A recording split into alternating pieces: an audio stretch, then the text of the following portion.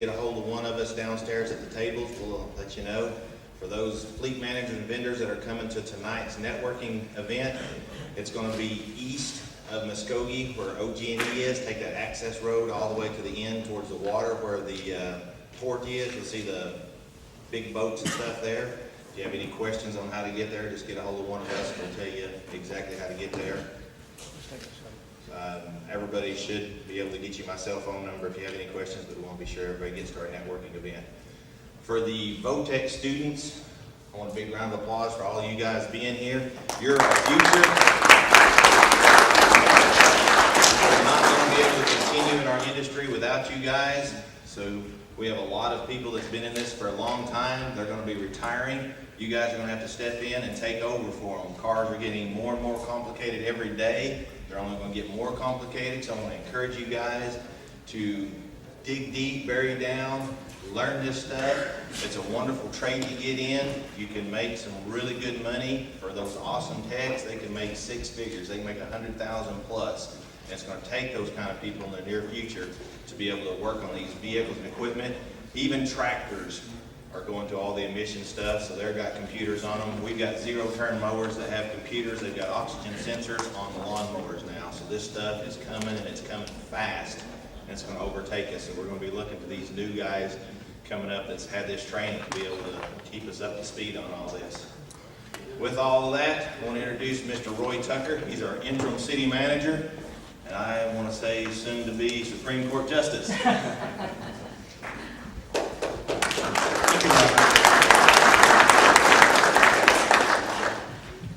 Good morning, everyone. As Robert said, my name is Roy Tucker, and I'm the interim city manager. Before that and after, I am the city attorney for the city of Muskogee. So it's a job I'm very happy to do. And then when they asked me to serve as interim city manager, I told them that I'd be happy to do it so long as it was a temporary position. On behalf of the mayor of the city, Bob Coburn, and myself, I want to welcome you to the city of Muskogee. We're very pleased to have you here for, is this, Robert, the second year in a row? Yes. Okay. So we're very excited. In 2012, the city began the conversation to determine whether or not we wanted to create a fleet department. Before that, each department had its own group of mechanics who had some of the tools that they needed. In 2012, our then city manager, Greg Buckley, decided that it would be a much more efficient operation if we were to consolidate and to hire a fleet manager. And I will tell you that when that discussion was brought before the city council, it was not unanimous. There was a significant amount of discussion. Many of the department heads who were involved wanted to keep things the way they were. And as I'm sure you all know, most people do not easily accept change. However, we powered through, and the city council approved establishing a consolidated fleet department by a vote of 5-4. After that, Mr. Buckley hired Robert Swepston to manage our fleet department and to essentially create it. He left in mid-2013, and I was appointed for my first term as interim city manager. And one of the first things that came to me was a request from multiple department heads who said, I know the city council has approved creating a consolidated fleet, and I know that Mr. Swepston has already been hired, but now that you've taken over, we want you to stop it. Altogether, terminate him, stop it. We want our kingdoms back. Obviously, my answer was that bell had already been rung. So, of course, we powered forward yet again with the creation of the fleet department. Mr. Swepston then hired all of his employees, brought those from the separate departments over to him, and many of those individuals were less than excited to leave their individual locations to go to a consolidated fleet location. A number of complaints that were received from me. The members of the city council who were in the minority vote continue to try to get us to reconsider and change our minds. Nonetheless, the majority rules, and we move forward yet again. Finally, in 2014, we opened our Consolidated Fleet Department. And I would like to say that after that point, there were no more complaints, but as you all well know, that would be a lie.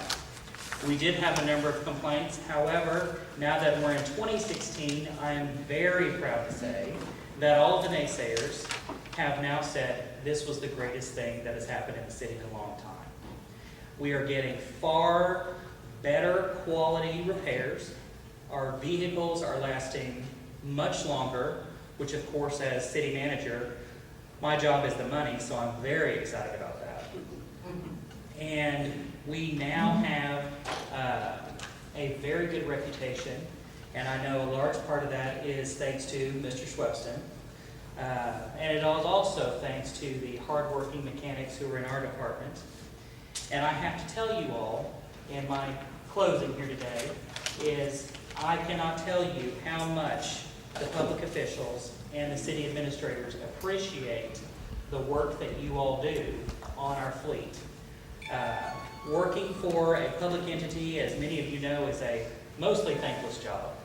But just remember, there are those people who are behind the wheels, who are driving, who are grateful for the work that you've done and for ensuring that they have a safe vehicle on their travels. So enjoy the conference, and thank you all very much for allowing me to come here and welcome you.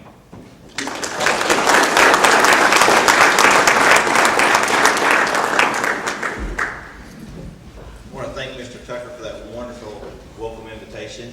For our technicians, the training is going to kick off with TJ Tennant, Tire Technology, straight down the hallway, classrooms E and F. He is a wonderful dynamic speaker, so I encourage you all to attend that.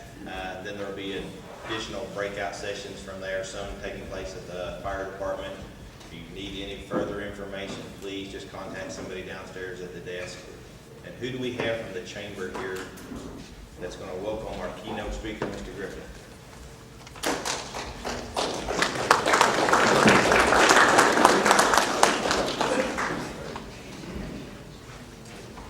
Good morning. Morning. I'm Marcy Diaz-Apple, Tourism Director and proud Okie from Muskogee. Before I introduce our first speaker, I want to say welcome to Muskogee. On behalf of the Greater Muskogee Area Chamber of Commerce and Tourism, thank you for choosing Muskogee.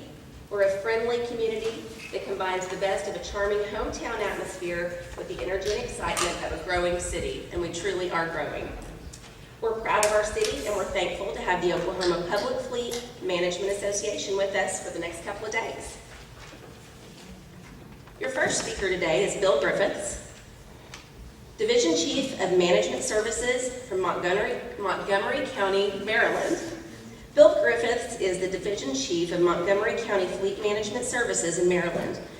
Bill has more than 25 years' experience that spans across military, federal, and local government fleets. Bill is nationally recognized for his expertise in fleet analysis, performance management, and maintenance. Bill was recently named in the 2015 Public Sector Fleet Manager of the Year by Government Fleet Magazine. Please put your hands together for Mr. Bill Griffiths.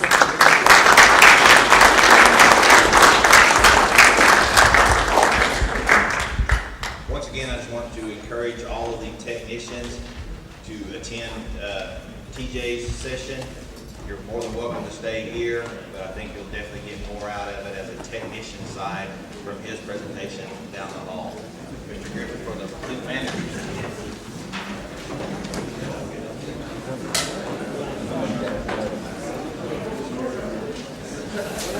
There's going to be a show.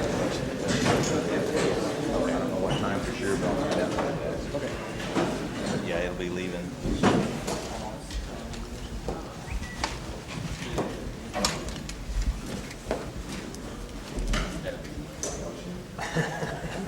Doesn't like a good ride. Way in there.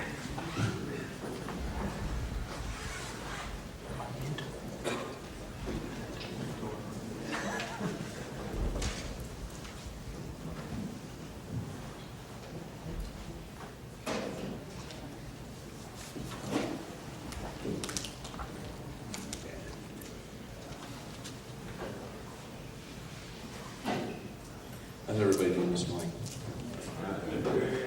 I'm super tired. Okay, first of all, I want to thank you all for allowing me to come here to Oklahoma and speak with you. I consider any time that I get to share a little bit of what I know with somebody else an honor. I'm where I am today because I've had exceptional mentors and leaders in my life. So thank you for allowing me to be here today and share a little bit of what I've been successful with over the last 25 years. A little bit more about me. So I've been doing this for 26 years now. I started out as a diesel technician. As a matter of fact, it's a great lead into my first story. I like to tell a lot of stories. I was introduced to data very early in my life, and I didn't know then how important it was until a little bit later in life. But I joined the Air Force when I was 17 years old. I had to have my mom sign a waiver. And my first assignment was in Wichita, Kansas. Which direction is that? I don't know. That way. Wichita, Kansas, the coldest place on the planet, I swear. Anyway, so when I got there, the chief that was in charge of vehicle maintenance, he introduced himself, and for the life of me, I can't remember his name. And he says, you know, Bill, I got one job for you. Every morning, you need to come over here and you need to see the maintenance control analyst. And this was the guy that opened up all the work orders in the Air Force. You know, he took care of like all the processing of everything. And he says, you're going to ask him to give you the VIC read. And then you're going to take that and you're going to walk all the way. And I was a heavy equipment mechanic. And I had to walk all the way back to the heavy equipment shop on the other side of the compound. And we had a dry erase board in the shop. And I had to put it on, there. And at the time, so McConnell Air Force Base was what they called, it was in Strategic Air Command back in the day. I think they've changed it all since then, since I've been out. So I go over there and they had a level, and I think the VIC, I didn't know what it meant, and it took me a while, but it was vehicle in commission rate. It was the percentage of all of the fleet that we were responsible for maintaining and what percentage of it was. And you know, it would hover anywhere between like 91 and 97, but I think they wanted us to be at like 95. And I didn't realize then how important that was, but that was like our visual cue and our shop's visual cue to be like, hey, look at all the stuff we have in the shop, and we need to make sure we're keeping it at that level. So that was like my first introduction, and for me, that was a great way. I mean, he really infused that in me early on in my life, and my supervisor going in and getting in what they called an ETEC, estimated time of completion, on all the stuff that we were working on in the shop. And that was my first forte.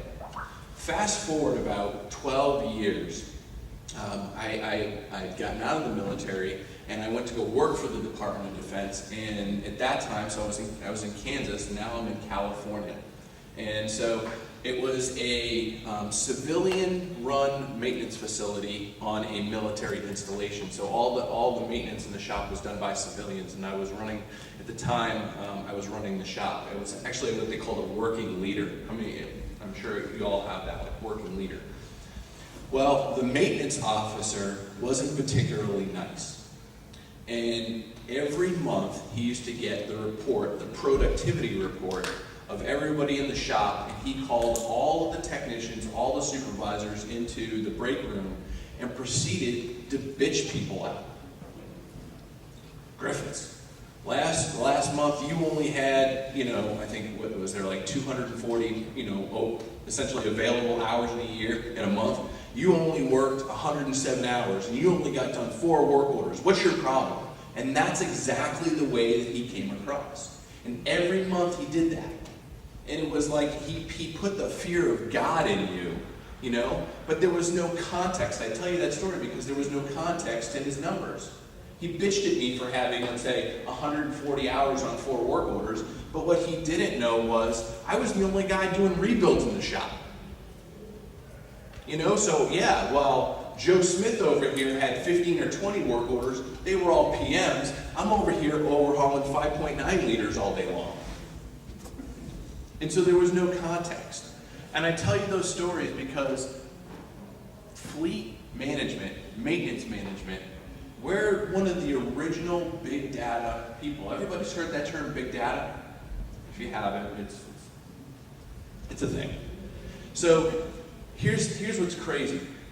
Over the last 2 years in our world, 90% of all the data that's available right now was created in the last 2 years. Healthcare, banking, housing, you name it. All this market is all being collected, you know? And you're thinking to yourself, well, why does that matter? Well, fleet, we create thousands of data points every day. Think about how many work orders. I can tell you right now, I have 6,000 vehicles that I'm responsible for. I'll guarantee on any given day, I'm opening 300-400 work orders a day. And then how many data points are you collecting on those hundreds of work orders? Every line. If you're using VRMS codes or ATA codes or whatever codes you're using to collect, that's a data point. When you buy a new vehicle or a new piece of equipment and you enter it into your FMIS system, whether it's Faster, Chevin, AssetWorks, SAP, whichever you're using, think of all those data points that you're putting in there. Make, model, serial number, engine, transmission, tire size, all those are data points. And I will guarantee, as I stand here today, that you're only leveraging less than 5% of that information that you're putting into that on a daily basis. Somebody once told me, as a fleet guy, you're always going to have challenges, because anytime you have to compete with the fire department, the police department, or your community is going to build a new rec center, your municipality is going to build a new rec center, you're never going to be able to get that money, because when you have to compete to that, you can't, because fleet isn't sexy. Fleet doesn't roll down the road with lights and sirens. Fleet doesn't, rescue people and bring them to the hospital. Fleet doesn't plow snow in people's neighborhoods and then email the mayor or the city manager and say, thanks for plowing my road. So that's what we're going to talk about today. I'm going to hopefully help you, give you some tips on how you can change minds. How you can stand, how many people actually have to report to or have it at one point in their time have had to stand in front of a city board, a city council, your boss, any of that. Well, hopefully I can give you some tips today to help you with that. Hopefully I can help you bring real life to the information that you are housing and collecting every single day, and that you can do something with that. You can do something with that information. And hopefully you bridge the gap from data to action. Here's some even more important stuff. When it matters, people pay attention to data. Think about this. What do you think Consumer Reports magazine is? Data. If you're going to go buy, let's say, a new washing machine, maybe you don't do this, I don't know, my wife does. We have Consumer Reports magazine, and you look and you're trying to buy a new washing machine. What are you looking up? Reliability. How many times did I have failures, recalls, things of that nature? And you want to pick the best model. That's data. And people become vested when they understand those data points. How many of y'all do fantasy football or fantasy baseball? Man, I can't win. I do fantasy baseball and fantasy football, and I'm in like 5 fantasy football leagues. But here's the thing. How many of you all just follow football in general? Okay. I bet you know every stat about your favorite team and your favorite players. Why? Because you like it. It's the same thing with what we do. You have to find how to connect with the people that are decision makers and get them to like fleet. And I know that's not easy. You're going to hear me say it. Fleet is not sexy, but you got to do it. And then more important, how do you tell your story? Because that's what it's about. Taking that information and telling a story with it. And that's not easy, because anybody can throw a piece of facts and figures on the table. But it's how you put those things together that paint a picture about the things that you do each and every day. Because I'm going to tell you, this really comes down to perception and reality. So, a couple things before we move on to really into the meat of what we're doing. I think that data and information can change a conversation. I've been in Montgomery County for 4 years. I inherited a vehicle replacement backlog of over 1,100 vehicles. Okay? I had a technician shortage of over 15 people. I couldn't pay people to come to work for me, and I pay technicians really, really well.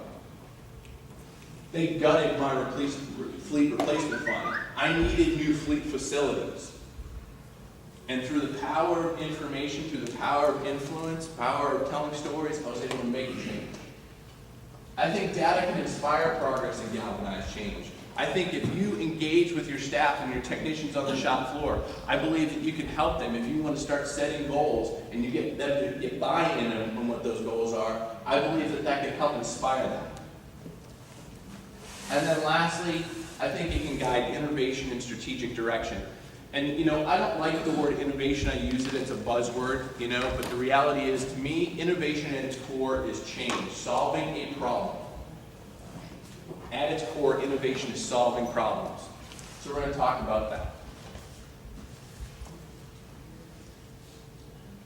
So one of the things that I think all fleet professionals are, people laugh at me when I show this list, because I actually use this list in a lot of my presentations, because let's face it, when I was first a mechanic, my shop supervisor didn't want the leadership to come anywhere near the shop. Why? Because it was dirty, it was nasty. You don't want them to see your business, right? It's the shop. And I don't know if you all think this way, but personally, today's fleet people have to be smarter. You know, they have to be faster. They need to be able to be politically astute. They got to be able to communicate. And what I mean by communicate is you need to learn how to write. You need to learn how to send emails. You need to learn how to put together a presentation. You need to use Microsoft Word, Microsoft Excel, Microsoft PowerPoint. It isn't as easy as being able to use faster anymore. You know? And there are classes out there that can help you become better. It should be part of your personal individual development plan. You know, they say once a person becomes a supervisor, they stop developing. They stop working on themselves. Maybe you go to a conference here and there, but the reality is you got to make sure that you are growing yourself. Because if you do that, then you're going to help the ones people below you grow. You need to be able to be fiscally minded, and lastly, you need to be able to be data-driven. You need to understand every piece of information that's going into your FMIS, how to pull it out of it, and start telling a story. And I call this Fleet Management 2.0 because long gone are the days where you can be, well, don't worry about it, boss has got it. Boss doesn't got it anymore. Any of your organizations going to what they call organizational-wide ERP systems? PeopleSoft, SAP, Oracle.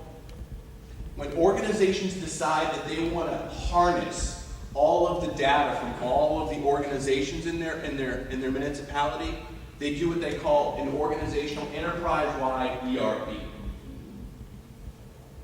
HR, budget, fleet.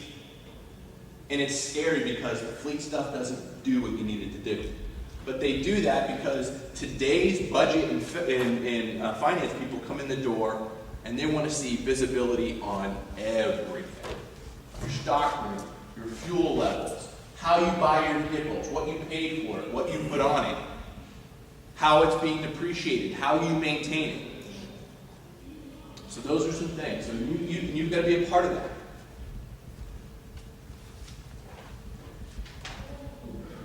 All right, go through. So we all have everything. I have, like I said, I have 6,000 assets. I'm about to get another 1,800. I'm taking over school buses in the next couple months.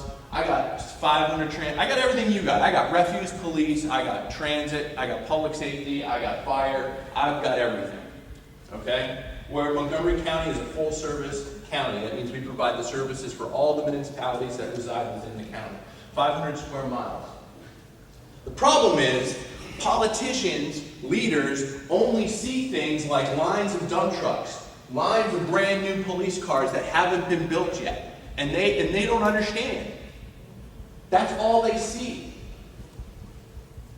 But with data, when you start telling a story, what do they see? You know, I bet you all could look at this and you would all give me different answers of what you see here.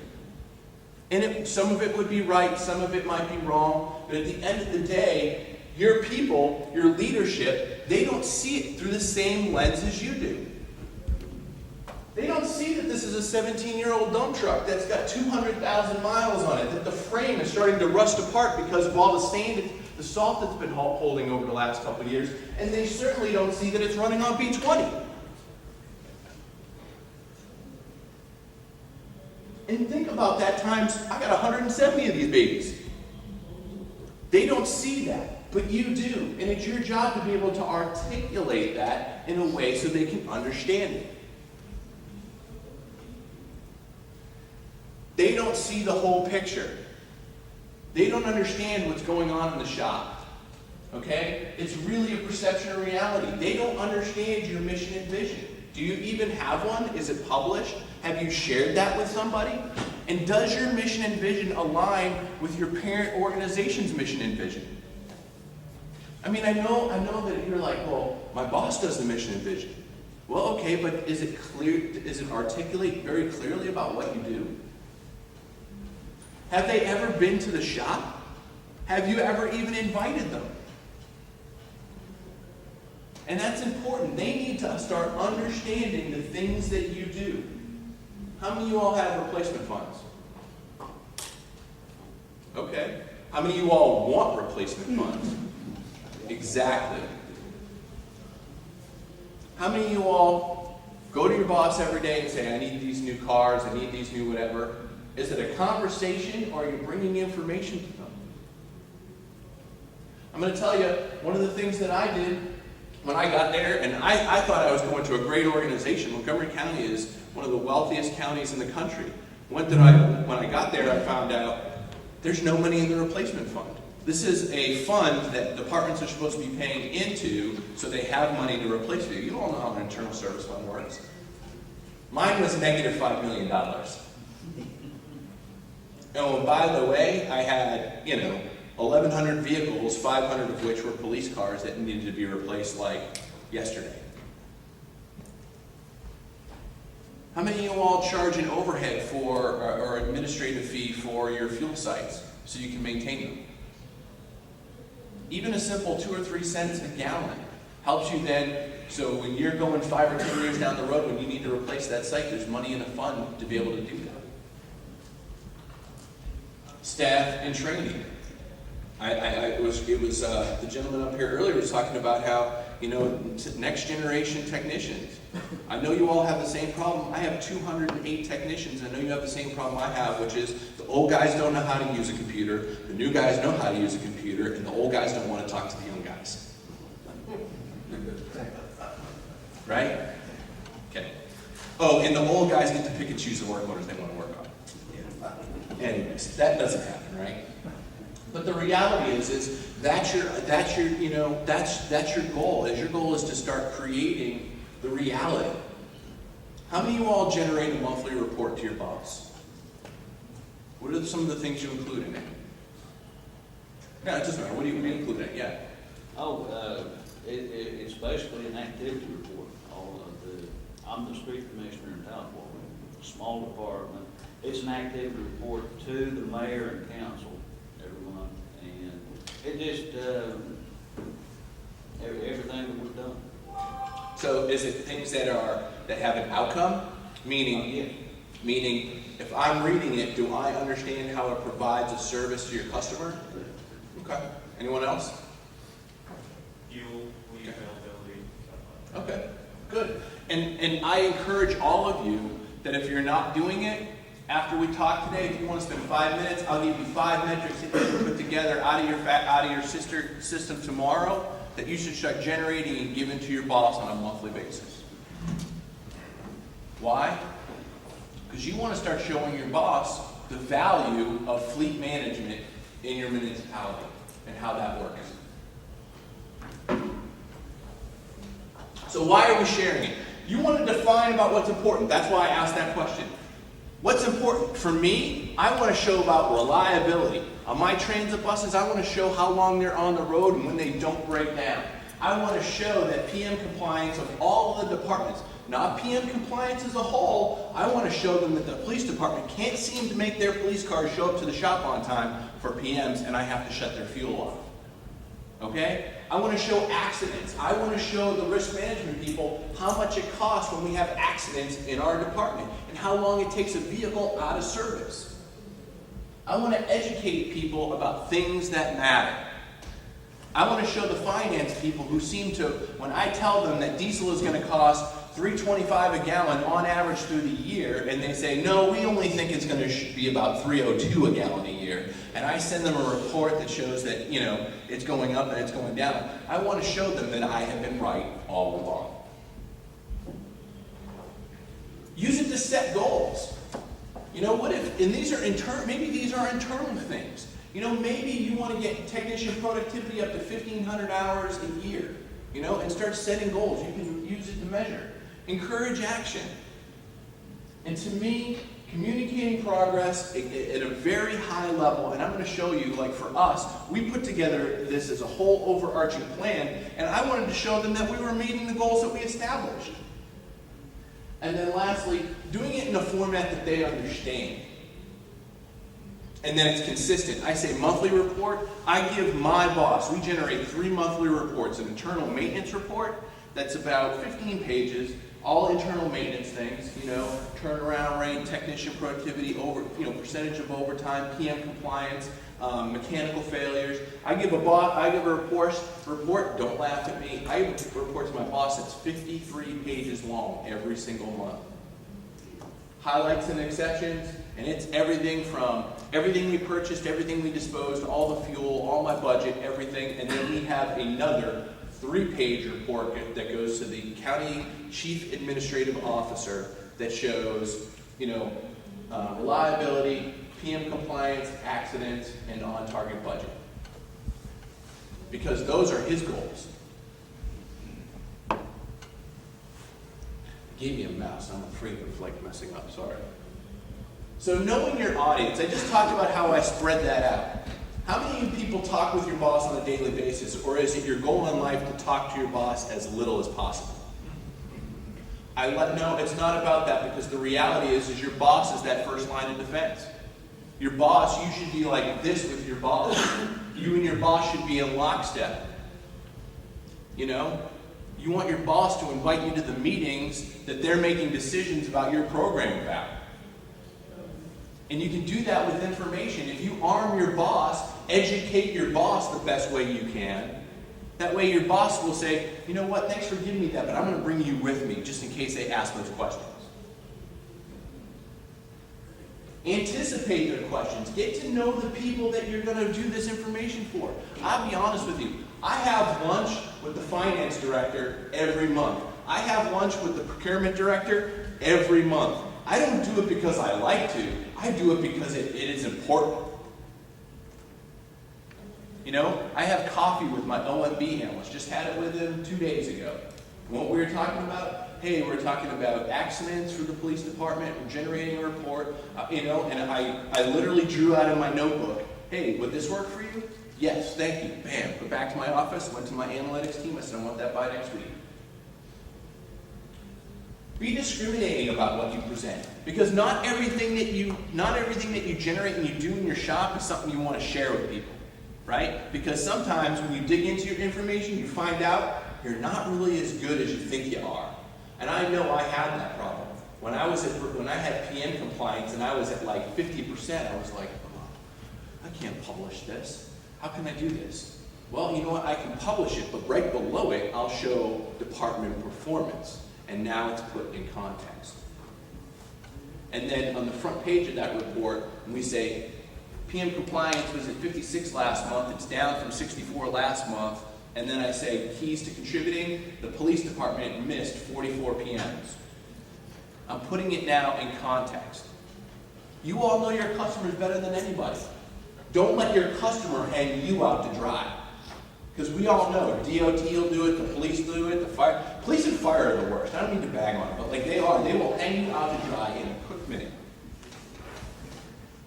Make sure that you're doing it in a way that people can understand. And I'm going to give you some very brief examples of how to pull things together and start telling a story about your organization. And make sure that they can understand it. So let's talk about that. I call this building a foundation for success, okay? So this is, to me, the foundation of where you want to start so you can start generating meaningful information about your organization. The first one being is your core data. I harp on this. I teach a lot of data workshops. You have got to stay focused on what is the core of your information, because If your make, model, if your classes aren't right, if all that, it's all for nothing because you're going to be generating bad information. And the middle piece there is transactional data. That's all your fuel transactions, every work order, every vehicle that you buy, all that stuff, capital outlay, all that stuff is transactional data that happens. And then lastly, after that, that's your KPIs, your key performance indicators. By taking the information that you've got in your core, adding to that possibly your transactional data, you can generate things like cost per mile, miles per gallon. It is important, sorry, I don't mean to repeat myself. The base needs to be correct. And it helps if you're using unified things like class codes. I mean, how many people are using like a NAFTA class code, an APW, an ATA? I mean, you've got to use something. How many people have made up class codes? That's a good thing. I got to Montgomery County, shocking information, they had made up class codes.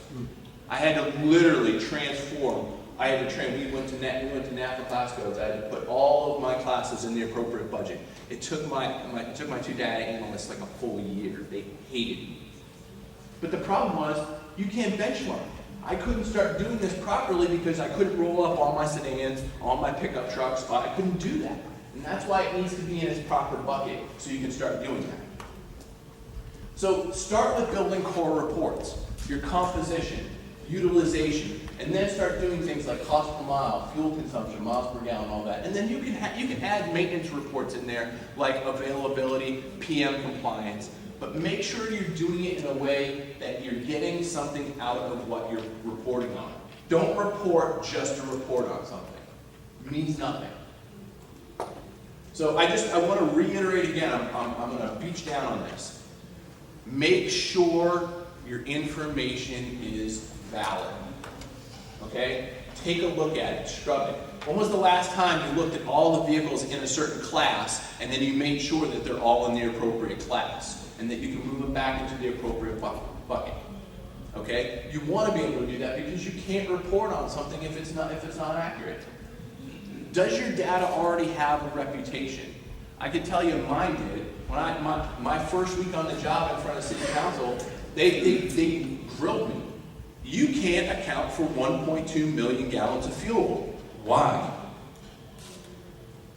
I said, I don't know. I didn't say no. I was like, well, we're looking into fixing that problem. And what it was they were using an outdated fuel management system that wasn't passing odometer records, and they were losing information in the transactional uploads and downloads on a daily basis. And I was able to show that, secure $2 million, and bring FuelMaster in-house and completely update all of my sites and get all new, and then eliminate in the fat finger of people and put RFID AIM2 rings in. And even then, that's not foolproof. You still have to validate that and check those things. Make sure that you have consistent information. What do I mean by that? How many of you all can say that when a work order is opened and closed, that technicians are doing everything consistently the same way? That the guys are using the same ATA code or VRMS code, R2, whatever you call it. That they're using it consistently. I had to retrain all of my technicians. We had to retrain all of our technicians to make sure that when they were doing tasks, because we had, using brake job as an example, you would have one technician that would say, take off tire, there's a code, hot springs, there's code. And that's the way they would do it instead of brake job, rear axle. And what we did is we came up with the top 20 codes. We laminated it, gave it to the technicians, and said, these are the top 20 codes that you're probably going to use on a day-to-day basis. And that cleaned up all of my information. Because why was that important to me? I wanted to know where I was spending all my labor hours so I could focus on developing a training program to improve my guys. And it's hard when I look in there and I see total vehicle 7,000 hours. What can you do with that?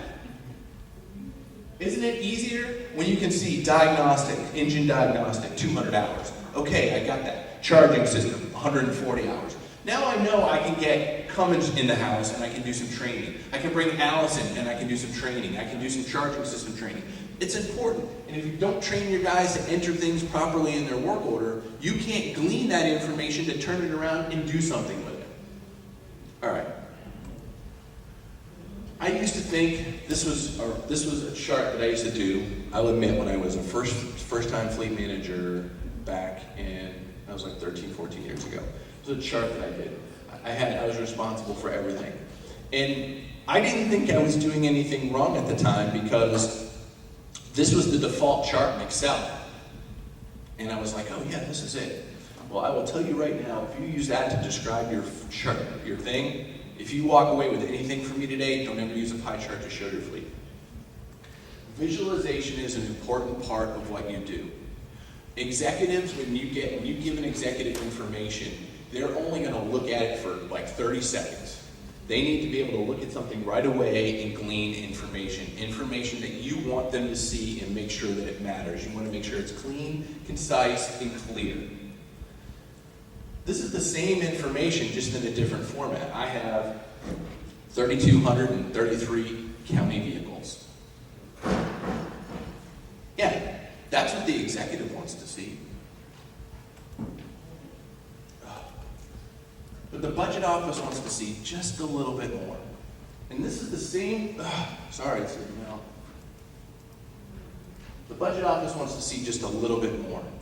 And you see that I've made it a little bit easier. I've broken it down into like sedans, SUVs, and vans. They don't need to know that within sedans, there's sedan compact, sedan medium size, sedan large. They don't need to know that. They just need to know that you have how many sedans. And if they want more information, you can certainly give it to them. But this is the same information as that last report. It's just more easy. And it's simple. And you notice I've sorted it so it's the top is the top and the lowest is at the low, and it's easy to read. Simple enough. But maybe I need to do something just a little bit more, and I need to break that down by department. Keep it simple. And the other thing is, not everything needs to be in a chart. Sometimes just putting raw information is all they need to see. Keep it simple. If you walk away with a couple things today, is remember, you want to understand what they need to know, and you want to keep the information that you give them simple. Fuel. That's weird. That's a bad color too. We publish this on our public website. It just shows the total fuel that we consume, and we break it out into unleaded and diesel and alternative fuels, the percentage. Because we have a goal of the percentage of our fuel use is going to be X and Y. You know, our target goal is to reduce that, because now when we're rolling it all up, you can see the quantity of vehicles, how much fuel each of those uses, the total miles they drove, and then we actually throw in a mile per gallon. And as you can see, I have tailored this report specifically to the budget office. And again, one that goes to the executive, doesn't need to see all the weeds, and then one that goes to the public. Tailoring it to what they need. PM compliance. This is one that we give to my boss that shows PM compliance, and we have a goal of 80% PM compliance, trending up over, this is I think like a 12-month period, 12 or 13-month period, trending up. And you can say, well, yeah, that's all well and good, Bill, but you know, what did you do to get it there? Well, I can tell you that we did, you know, we reduced the number by doing better PMs. We reduced the number of breakdowns. I can show there's the miles that we drove as a fleet from month to month to month. Those are the total number of breakdowns or unscheduled repairs that we had. Doesn't need to be in a chart or anything. And then how that helped from a reliability standpoint. And you can see the reliability went up and down, or was okay. Had a little bit of a blip, went up a little bit, and then has been coming down.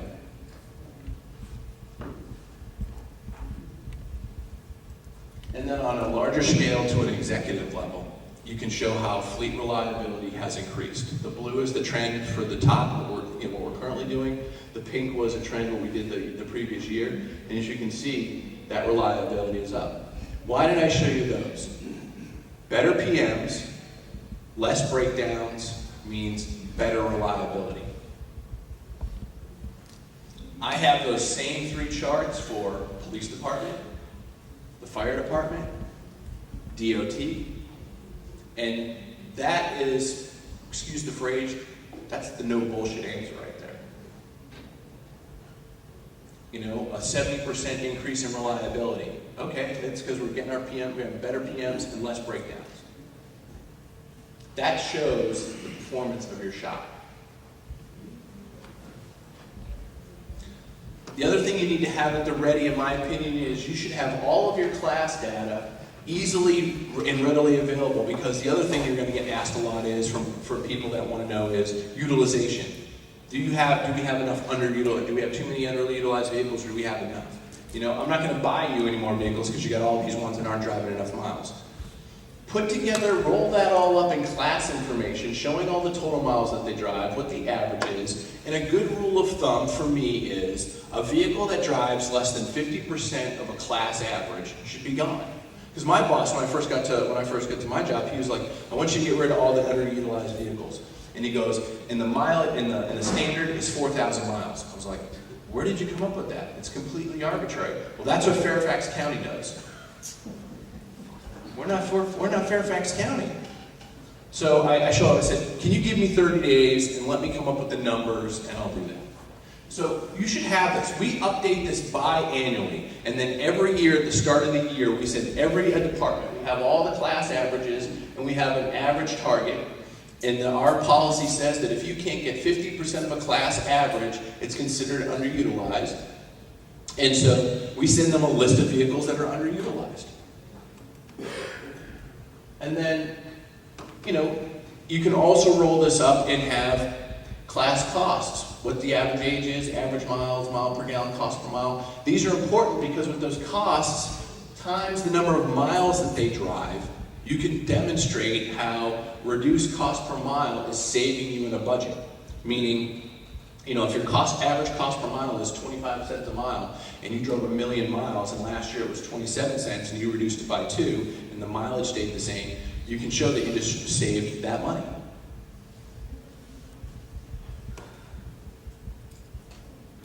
So, as I mentioned earlier, I didn't mean to laugh, I need to make sure I'm staying on target. All right.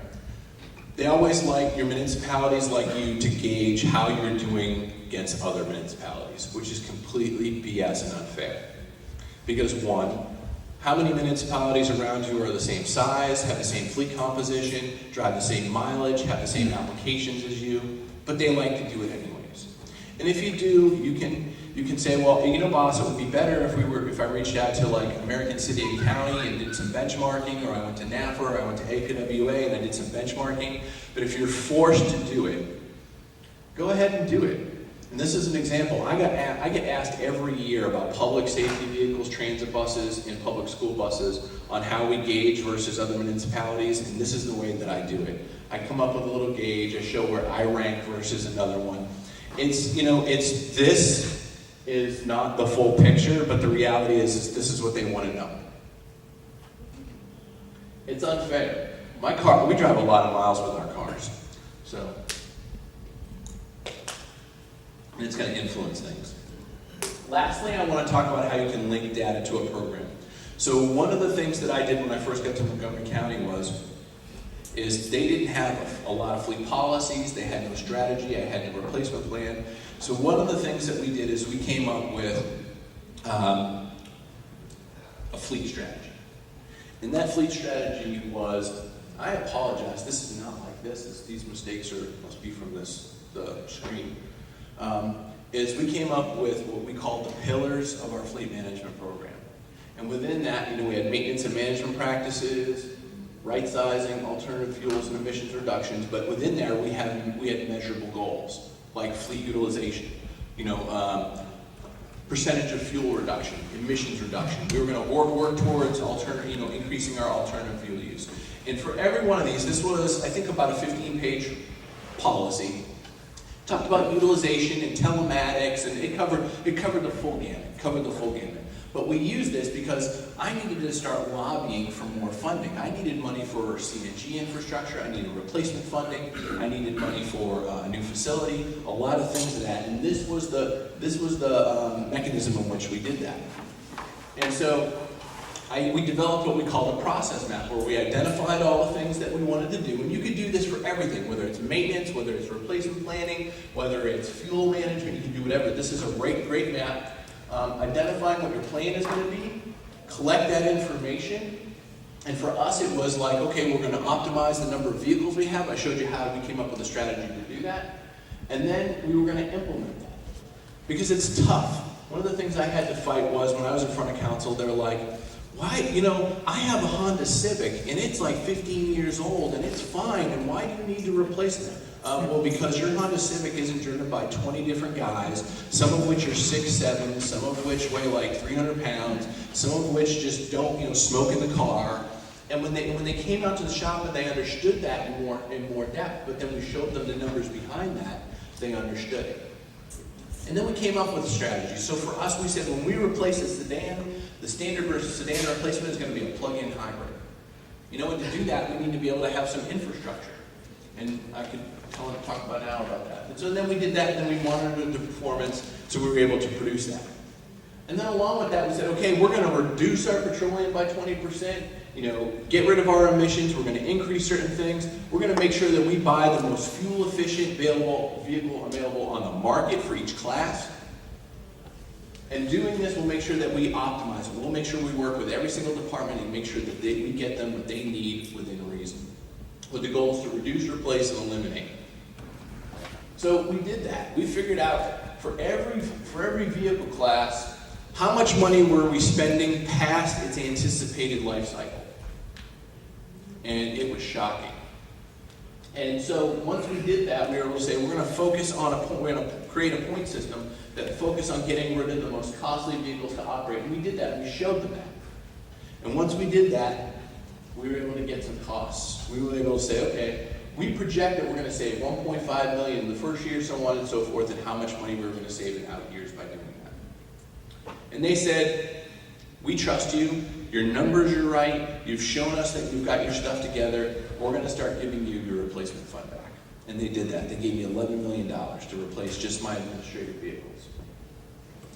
So we did that, and then in that first year, we were able to start reducing our fuel consumption by doing that. And so the first year was our baseline, which was 13. The first year was 14. We were able to reduce by a couple 100,000 gallons. And then in 15, we were able to reduce a little bit more. In our first year and a half, with not all the replacements in, we were able to reduce our petroleum consumption by almost 10%. But we were only able to demonstrate that because we had all that class information. We showed them how many they had. We showed the miles that were being driven. We showed the performance for each of those. And then we also showed them that we were taking care of it. That with all those vehicles that were coming in, we're getting PM. We're going to train our guys to do a better PM, and we're going to do better maintenance, and they're going to stay on the road longer. And by doing that, we're keeping in our investment. I told them a story with all of that. And then I was able to take those metrics and show, look, miles per gallon are going up, public safety and administrative, our maintenance costs were going down, and show them exactly how many maintenance dollars we were saved, how many gallons were being reduced.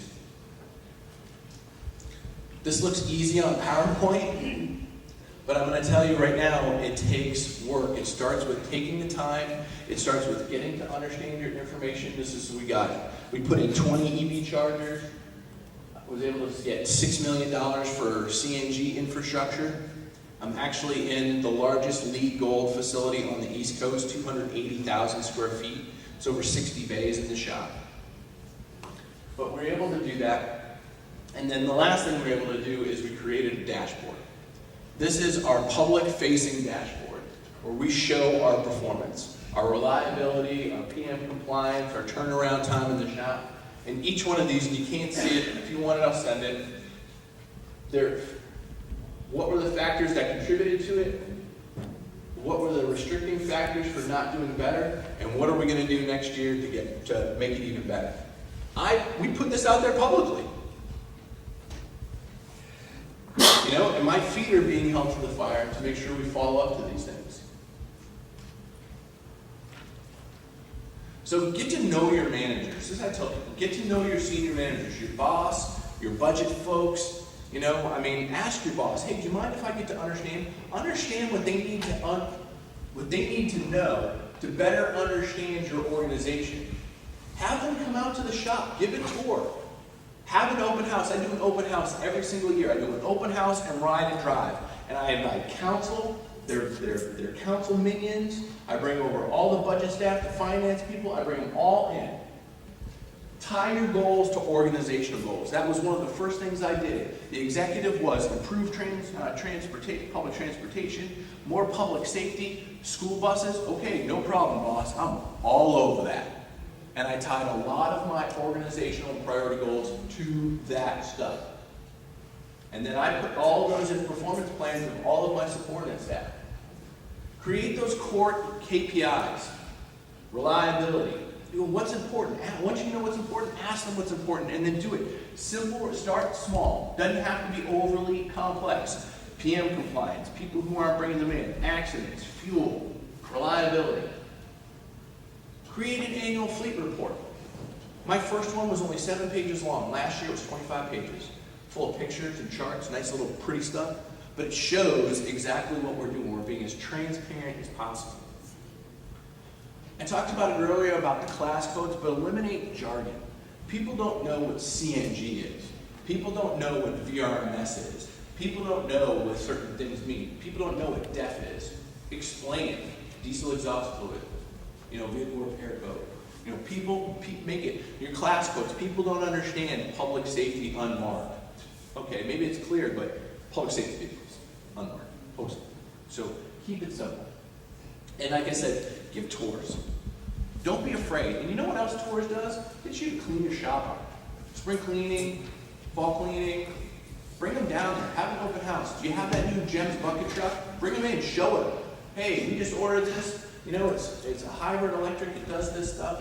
It's keeping the hours. The engine doesn't run when the buckets, when they're using the bucket. Hey, we got these new snow plows. Look at these new ceramic blades that we're using. Hey, we got these battery electric plug-ins. This is what we have. It's saving. You're getting 70 miles combined, miles per gallon. Do you want to drive this car? You can go ahead and drive this. Go right ahead. That's the kind of stuff that you want to do. And then reward your people for what they are doing. Next Wednesday, I'm doing my summer employee recognition program. I got all my guys, all 3 shifts. We come in, we do barbecue, we do giveaways. Take care of your people. Let them understand the role that they play in helping you accomplish these goals, because you need them to get it done. You need them. They are like literally, they are the tools in your toolbox. And you're not going to be successful without them. And if they have buy-in and understanding, they'll get it. So it's a lot, and I cut this down. I could have probably talked for like 2 hours on a lot of stuff, because we're using telematics now. I have 2,000 telematics devices in vehicles, and that is now providing me like real-time information on a lot of stuff. And I'll be brutally honest, you know what I'm struggling with now? Real-time diagnostic trouble codes. We get so many of them now on a day-to-day basis, try to wrap our arms around them. I have my shop superintendent saying, why did you put these in my vehicles? And it's a learning thing. And there's a liability associated with that, because the more you know, the bigger challenge is. On all of my transit buses, we have real-time information. It monitors the engine, transmission, the HVAC system, the ramps, the brakes, the whole 9 yards. It's great. We can determine whether or not we're going to send our technicians out on a roll call. But the reality is it also provides, hey, you've got this mill light coming on. You need to take this bus out of service. You need to take this bus out of service. And sometimes you're not making counts. You're not making service. So I know I threw a lot at you. I will be here all day today. Does anybody have any questions? I know I threw a ton at you. Sorry. Yes. You must have worked in Excel, or how do you sort it out? So we started out in Excel. So one of the things that I also created, and I took a lot of crap for it, was we didn't have analysts. I created 3 analyst positions. So we have a senior, a junior, and then I have a full-time telematics or on-board analyst. We use Excel, but we just purchased a program called Tableau, which is like a more advanced web-based, and you can import your Excel just in the lines, and it'll actually do the visualization for you. But yeah, it's easy to do that. Or if you have someone that is good at writing, so the problem I have with things like Faster and AssetWorks and Shevin's actually really good. I don't know about how Faster is now, but if you don't have somebody that knows how to write you a report, you're stuck with the canned reports that come with the system. So if you don't know somebody that writes SQL, I think that AssetWorks is getting better. I know for a fact Shevin is, but some of the newer web-based FMIS actually have what they call like a full query, where you can actually pull from all the different tables. So all your information is in tables, and you just kind of pull it from the different things to get what you want.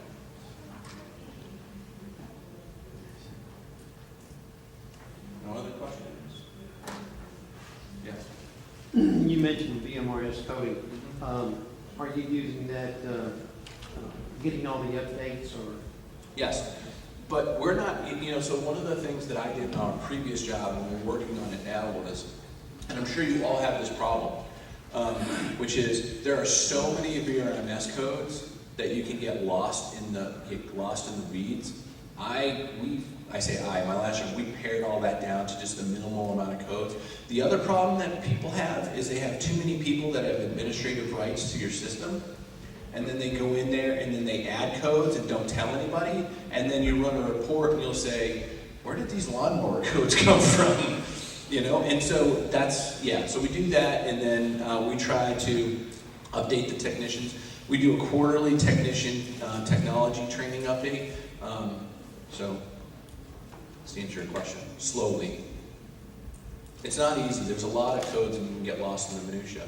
But I can talk about that for an hour too.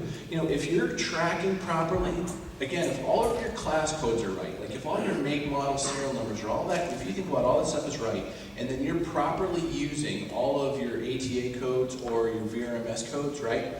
I heard somebody say, somebody the other day, they're like, man, they're like case tractors, but there's no case dealers, and there's John Deere's here. Well, you could use that maintenance data to show you exactly which is performing, not just a gut feeling about it. It's yes, case is better. John Deere is better. It's apples to apples. It's not, you're not going against, Joe, who's got a John Deere, or, Jack, who's got a case, and he wants to make sure that he has a case at work. That's a problem. It can help you justify sole source procurement, is where I'm getting at. I stepped out of the reason there, and you said you had 5 questions. I missed the question you asked early on. You said you would come talk to you afterwards, and there's 5 questions to ask. No, I'm here. No, I'm just here. No, I'm here. I'm not going anywhere. I'm going home tomorrow. Should have listened to my wife and not wear a suit. I wear a suit every day, though. Have to.